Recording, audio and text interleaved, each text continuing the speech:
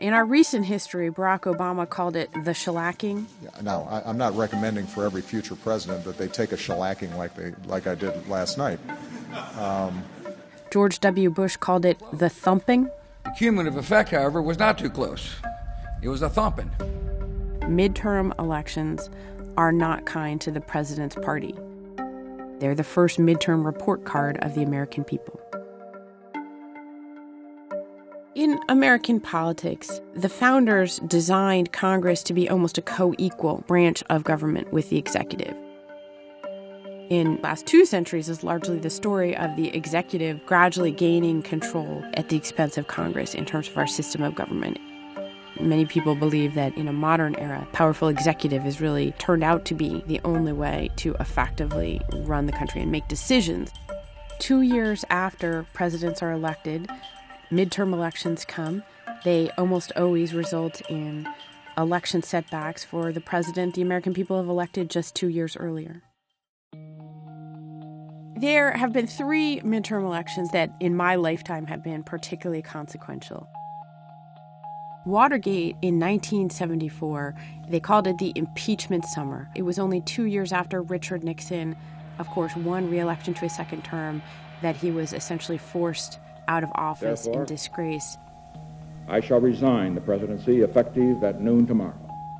Immediately following that, in August of 1974, there's this huge election. Republicans lost 48 House seats. It really defined politics for an entire generation. A whole new set of leaders were drawn into politics by the twin upsets of the Vietnam War and Nixon and impeachment. They stayed in politics. They were young. They were aggressive, a new breed of Democrats. They wanted to reform. In 1994, Newt Gingrich really transformed the Republicans from this permanent minority that they had been more or less since World War II in the House of Representatives. His Republican revolution, he called it, took Washington by storm in 1994. It was only 2 years into Bill Clinton's Democratic presidency. They won the House of Representatives for the first time in 40 years. It wasn't just about registering temporary anger with Bill Clinton, although that was part of it.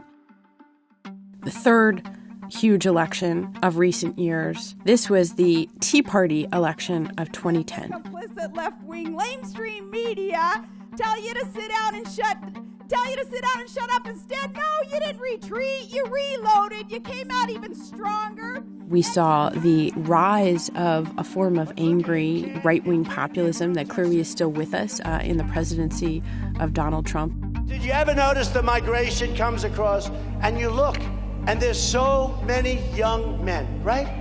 I say, where are the women? But it wasn't just about Barack Obama in 2010, and I think that's my lesson from all of these dramatic midterm elections. But arguably, it set the template for the permanent gridlock in Washington and permanent institutionalized partisan warfare. In 2018, obviously, this is likely to be an election all about the presidency of Donald Trump. Not only did America end up with the surprising outcome of Donald Trump as president in 2016, but he also helped Republicans to win both the House and the Senate. So Republicans control at the moment all 3 branches of government. So the stakes couldn't be higher in terms of will they continue to have the possibility of unified Republican control, or will there be at least one institution as a countervailing force to President Trump in the second 2 years of his term?